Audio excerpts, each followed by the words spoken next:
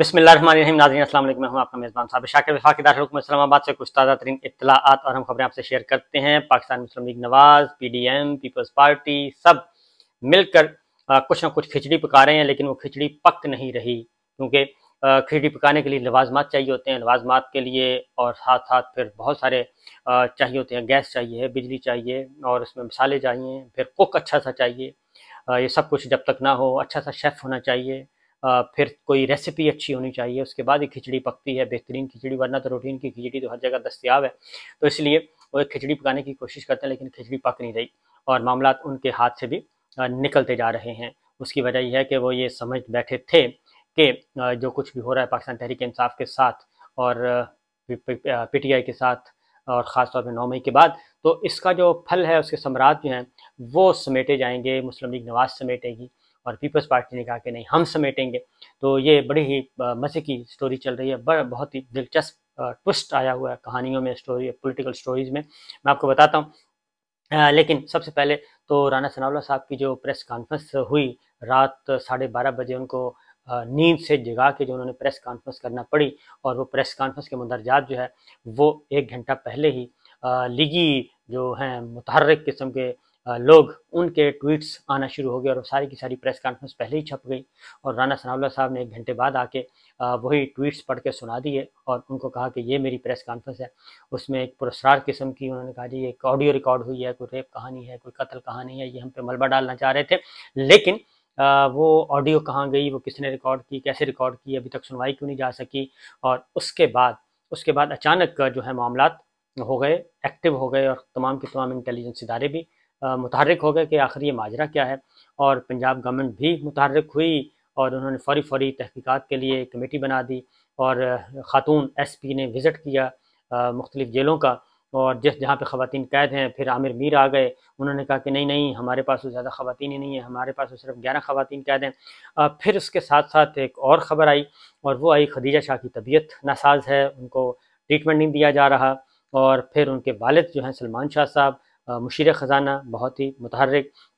और वो उनको मुलाकात की इजाज़त नहीं दी जा रही थी। फिर अदालत से इजाज़त लेना पड़ी, और ये सब कुछ होता रहा, क्योंकि उनको मेडिकल ट्रीटमेंट चाहिए थी, वो नहीं दी जा रही थी।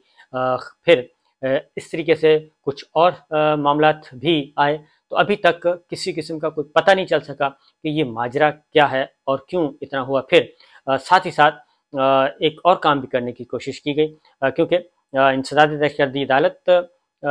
ज़ेर हसास PTI रहनुमा खदीजा शाह की तबीयत नासाज हो गई, और अदालत ने खदीजा शाह की मेडिकल और मुलाकात से मुतालिक दरख्वास्तों पर फ़ैसला महफूज किया। और फिर जेल हकाम से खदीजा शाह की मेडिकल रिपोर्ट तलब की गई, और फिर जेल से मुलाकात की इजाज़त दी जाए, वकील सुमैर खोसा ने कहा। और फिर वालिद साहब उनके पहुँचे मुलाकात के लिए। तो ये मामलात चल रहे हैं, फैमिली बहुत परेशान है। ये सारे के सारे एक तरफ तो ये कहानियाँ चल रही हैं, ये स्टोरीज चल रही हैं बड़ी ख़तरनाक किस्म की, अभी तक चीज़ें सामने आई। और फिर खदीजा शाह के इसके अलावा भी कि वो क्या है कहानी जो राना सनाउल्लाह साहब कह रहे हैं। तो खदीजा शाह के साथ ज़्यादा मुखासमत किसके साथ है, ये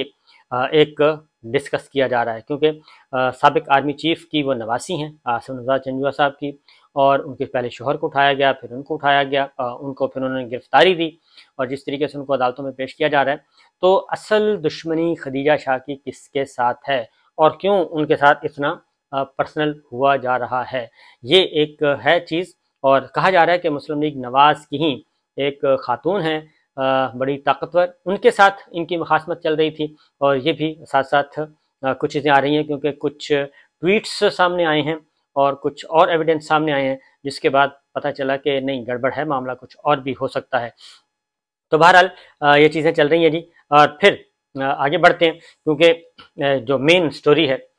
वो ये है कि सुप्रीम कोर्ट ऑफ पाकिस्तान में आज एक मुकदमा समात था। 14 मई का इलेक्शन गुजर गया, पंजाब का इलेक्शन नहीं हो सका, खैबर पख्तूनख्वा का नहीं हो सका, सुप्रीम कोर्ट का हुक्म जो है वो भी नहीं उसको पूरा किया गया। लेकिन इस दौरान आज समात थी, और बड़ी ज़बरदस्त किस्म की समात थी, और चीफ जस्टिस उमरता बंदयाल साहब, जस्टिस एजाज उल हसन साहब और जस्टिस मुनीब अख्तर साहब मौजूद थे उस समात में। इसमें क्या हुआ ये मैं आपको बता देता हूँ, क्योंकि ये सारी चीज़ें जो हैं वो ज़रूरी है कि इसको देखा जाए। उसके पीछे, इस समात के पीछे बहुत सारे راز پنہا ہیں، اور وہ ساری چیزیں جو ہیں وہ اچانک سامنے آئی ہیں۔ اور یہ خبر ہے جی کہ پنجاب میں جو انتخابات کرانے سے متعلق سپریم کورٹ نے سماعت کی، اور چیف جسٹس عمر عطاب بندیال صاحب نے ایک بات کی، اور وہ یہ تھی کہ عدلیہ کی آزادی کا ہم نے تحفظ کرنا ہے، اور خفیہ ملاقاتوں سے معاملات حل نہیں ہو سکتے، خفیہ ملاقاتوں سے معاملات حل نہیں ہو سکتے۔ اب یہ خفیہ ملاقاتیں کون کر رہا تھا، کس سے کر رہا تھا، یہ ہے اصل معاملہ، اور یہ زیادہ چانسز یہی ہیں کہ جسٹس قاضی فائز عیسیٰ صاحب سے کچھ خفیہ ملاقاتیں ہوئی ہیں، اور ایک دو اور آنریبل ججز ہوں گے جن کے ساتھ کچھ خفیہ ملاقاتیں کر کے حکمراں اتحاد اور خاص طور پہ نون لیگ نے کوئی ساز باز کرنے کی کوشش کی، جس کی طرف چیف جسٹس عمر عطاب بندیال صاحب نے کہا کہ ہم عدلیہ کی آزادی کے لیے بیٹھے ہیں، اس طرح نہیں چلے گا کہ آپ چیف جسٹس آف پاکستان کے خلاف سازشیں کریں، تانے بانے بنیں، اور ان کو بائی پاس کر کے خفیہ ملاقاتوں کے ذریعے عدلیہ پر اور عدالتی نظام پہ نقب لگانے کی کوشش کریں۔ تو وہ بڑا لاؤڈ اینڈ کلیئر میسیج تھا اٹارنی جنرل کو، تو اٹارنی جنرل نے اس کا کوئی جواب نہیں دیا۔ آگے جو سماعت ہے وہ بڑی زبردست قسم کی ہے۔ اٹارنی جنرل صاحب آئے جی روسٹم پہ، اور انہوں نے عدالت سے مخاطب ہو کے کہا کہ میں کچھ بات کرنا چاہتا ہوں۔ صدر مملکت کی منظوری کے بعد نظر ثانی قانون بن چکا ہے، یعنی 184(3) کے تحت جو پیٹیشنز فیصلے کیے جاتے ہیں، سپریم کورٹ براہ راست جو سنتی ہے 184(3) کے تحت، پہلے اس پہ نظر ثانی کا نہیں تھا، اب ایک قانون بنا ہے، اس میں اب نظر ثانی کی درخواست دائر کی جا سکے گی، اور اس سے بڑا بینچ سنے گا۔ اگر 3 ممبرز بینچ ہے تو نظر ثانی کی درخواست 5 ممبر سنے گا، لارجر بینچ سنے گا، اور اگر وہ 5 رکنی بینچ نے فیصلہ کیا ہے تو 7 رکنی سنے گا، اگر 7 رکنی نے فیصلہ کیا تو 9 رکنی بینچ سنے گا۔ یہ ریویو پیٹیشن کی بات ہو رہی ہے، اس پہ ریویو کا حق دیا گیا ہے۔ اب ذرا اس میں یہ ہو گیا ہے، گورنمنٹ نے کچھ اور سوچ کے کیا ہوگا، لیکن یہ 2 دھاری تلوار نہیں بلکہ یہ 3 دھاری تلوار یہ قانون بن چکا ہے، اور اس کے بعد یہ صرف حکمران جو ہیں، یعنی کہ Muslim League Nawaz, Peoples Party, P D M, Nawaz Sharif صاحب، جہانگیر ترین صاحب کی طرف اشارہ کیا جا رہا ہے، یہ اکراس دا بورڈ چلے گا، اور یہ ایسی تلوار ہے کہ میں آپ کو بتا دیتا ہوں کہ اس سے کیا کیا کھل سکتا ہے، کیونکہ چیف جسٹس آف پاکستان نے یہ کہا تھا ایک دفعہ کہ اگر آپ ہم سے مشورہ کر کے ہم سے کوئی رہنمائی لے لیتے قانون سازی کے لیے تو ہم آپ کو اچھی رہنمائی کر سکتے تھے، بہتر قانون سازی ہو سکتی تھی، لیکن چونکہ آپ خفیہ ملاقاتوں پہ یقین رکھتے ہیں تو اس لیے پھر خفیہ ملاقاتوں کا نتیجہ بھی پھر ایسا ہی نکلتا ہے۔ تو انہوں نے یہ کہا کہ قانون بن چکا ہے، اور نظر ثانی کا قانون یہ ہے کہ اب 184(3) کے تحت جتنے بھی فیصلے ہو چکے ہیں ماضی میں بھی، ان پہ بھی 60 دن کے اندر اندر اپیل فائل ہو سکے گی۔ اب یہ 27 مئی کو ہوا ہے، 27 مئی 28 مئی کو اس کا نوٹیفیکیشن ہو گیا، گزٹ نوٹیفیکیشن ہو گیا، 28 مئی سے آن ورڈ 60 دن، 28 مئی، 28 جون اور 28 جولائی تک کی اس پہ پیٹیشنز فائل ہو سکتی ہیں، نظر ثانی کی درخواستیں، اور اب کس کس پہ فائل ہو سکتی ہیں، یہ بڑا امپورٹنٹ کوشچن ہے، کیونکہ اس میں حکومت جو ہے وہ میرا خیال ہے کہ کچھ پھنس گئی ہے۔ صدر مملکت کی منظوری سے قانون بن چکا ہے۔ جسٹس منیب اختر نے ریمارکس دیے کہ نظر ثانی قانون سے متعلق سن کر الیکشن کمیشن کے وکیل کے چہرے پر مسکراہٹ آئی ہے۔ اٹارنی جنرل نے کہا جی صدر کا دستخط شدہ نوٹیفیکیشن بھی عدالت میں پیش کر دیا، اور دستیاب کاپی بھی صدر مملکت عارف علی نے 26 جون کو نئے قانون کی منظوری دی، 27 کو نوٹیفیکیشن ہو گیا، گزٹ نوٹیفیکیشن، اور یہ چھپ گیا۔ سماعت کے دوران جی چیف اٹارنی جنرل نے بینچ پر اعتراض اٹھاتے ہوئے کہا کہ سپریم کورٹ ریویو ایکٹ اب قانون بن چکا ہے، نئے ایکٹ کے تحت نظر ثانی کا دائرہ کار اب اپیل جیسا ہی ہوگا، اب نظر ثانی کو فیصلہ دینے والے بینچ سے لارجر بینچ ہی سن سکتا ہے۔ تو چیف جسٹس نے کہا کہ جمعرات کو practice and procedure act case سماعت کے لیے مقرر ہے، اس کیس کو بھی پھر اسی دن سنیں گے۔ تو انہوں نے کہا کہ دونوں کو ہم کلب کریں گے، دونوں کو سنیں گے، اکٹھا ہی کر لیتے ہیں، کیونکہ یہ سارا ملبہ، یہ سارے جتنے بھی بحرانی مسائل ہیں یہ سب ایک جگہ پہ اب اکٹھے ہو رہے ہیں، اور جون کافی امپورٹنٹ ہے، میں آپ کو بار بار کہہ رہا ہوں، جون میں ساری چیزیں کلوز ہونی ہیں، اور بہت زیادہ چیپٹر کلوز ہو جائیں گے، اور اس کے بعد پھر آرام سے آگے بڑھا جائے گا، ریاست پاکستان آگے بڑھے گی۔ چیف جسٹس نے یہ کہا کہ جی 184(3) کے دائرہ اختیار کے کسی حد تک جائزے کی ضرورت ہے، اور انہوں نے کہا کہ ہمارے فیصلے بھی کچھ راستے تجویز کرتے ہیں، کیا دوسرے فریق سے اس ایکٹ کے بعد کوئی بات ہوئی؟ اس کیس کو پھر دوسرے فریق کی موجودگی میں ہی سنیں گے، یعنی کہ پاکستان تحریک انصاف جب آئے گی، علی ظفر صاحب نہیں آئے تھے، وہ آئیں گے تو اس کے سامنے سنیں گے۔ علی ظفر صاحب چھٹی پر ہیں، اس پر چیف جسٹس نے کہا کہ آپ اس بارے میں بھی حکومت سے ہدایات لے لیں، نیا قانون آ چکا ہے، ہم بات سمجھ رہے ہیں، آج سماعت ملتوی کر دیتے ہیں اور تحریک انصاف کو بھی قانون سازی کا علم ہو جائے۔ چیف جسٹس نے یہ بھی کہا کہ آپ نے آڈیو لیکس کمیشن کیس میں ہمارا حکم نامہ پڑھا ہوگا، ذہن میں رکھیں کہ عدالت نے کمیشن کالعدم قرار نہیں دیا اور عدالت کو عدلیہ کی آزادی کا تحفظ کرنا ہے اور خفیہ ملاقاتوں سے معاملات حل نہیں ہو سکتے، کیونکہ آڈیو لیک کے بارے میں یہ تھا کہ انہوں نے پہلے جو کوئٹہ پلان ناکام ہوا، تارڑ سازش ناکام ہوئی، اس کے بعد انہوں نے یہ پھر آڈیو لیکس والے میں کچھ خفیہ ملاقاتیں کی، وہ صرف قاضی فائز صاحب نہیں تھی بلکہ کچھ اور بھی تھیں، اور ان خفیہ ملاقاتوں کے بعد ان خفیہ ملاقاتوں کا علم chief justice of Pakistan Umar Ata Bandial صاحب کے علم میں آ چکا ہے، جس کے بعد بہت سارے اقدامات اٹھائے گئے اور اس کا ذکر کر رہے ہیں، اٹارنی جنرل کو کہہ رہے ہیں کہ ہمیں پوری طرح معلوم ہے کہ جو کچھ ہو رہا ہے، تو اس طرح نہیں۔ چیف جسٹس صاحب نے کہا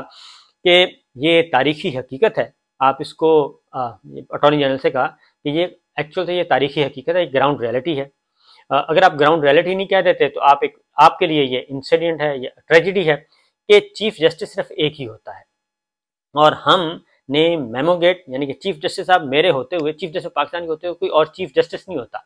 تو قائم مقام چیف جسٹس ہوتا ہے، لیکن وہ بھی باقاعدہ طور پہ حلف اٹھاتا ہے اور حلف اٹھانے کے بعد وہ چیف جسٹس بنتا ہے، اس لیے چیف جسٹس تو ایک ہی ہے اور آپ چیف جسٹس کو بائی پاس نہیں کر سکتے، تو چیف جسٹس صرف ایک ہوتا ہے۔ ہم نے میموگیٹ، ایبٹ آباد کمیشن اور شہزاد سلیم قتل کے کمیشنز کا نوٹیفیکیشن بھی دیکھا ہے، تمام جوڈیشل کمیشنز میں چیف جسٹس کی مرضی سے کمیشن تشکیل دیے جاتے ہیں، اور کسی چیز پر تحقیقات کرانی ہیں تو باقاعدہ طریقہ کار سے آئیں، میں خود پہ مشتمل کمیشن تشکیل نہیں دوں گا، لیکن کسی اور جج سے تحقیقات کرائی جا سکتی ہیں، یہ سیاسی پارا معیشت اور امن و امان کو بہتر نہیں کرے گا۔ انہوں نے کہا کہ یہ جو کچھ آپ کر رہے ہیں، ٹمپریچر بڑھا رہے ہیں اور مسل دکھا کے اور خفیہ ملاقاتوں کے ذریعے معاملات کو کنٹرول کرنے کی کوشش کر رہے ہیں، ایسے نہیں ہوگا مسئلہ حل۔ اٹارنی جنرل نے کہا، اٹارنی جنرل سے چیف جسٹس نے کہا کہ پل کا کردار ادا کریں، آپ لگائی بجھائی والا کام نہ کریں، آئین کے تمام اداروں کا احترام ہونا چاہیے، اور پریکٹس اینڈ پروسیجر ایکٹ میں حکومت نے نیا عدالتی دائرہ اختیار بنا دیا ہے، حکومت نے عدالت کے انتظامی امور میں مداخلت کی کوشش کی ہے، خوشی ہے کہ موجودہ قانون صرف 184(3) کے بارے میں ہے، سب کو دوبارہ سوچنا ہوگا۔ اس کے بعد سماعت غیر معینہ مدت کے لیے ملتوی کر دی، اور ریویو ایکٹ کے قانون بننے کے بعد بینچ پر اٹھایا جانے والا اعتراض جمعرات 1 جون کو practice and procedure act case والے دن سنا جائے گا۔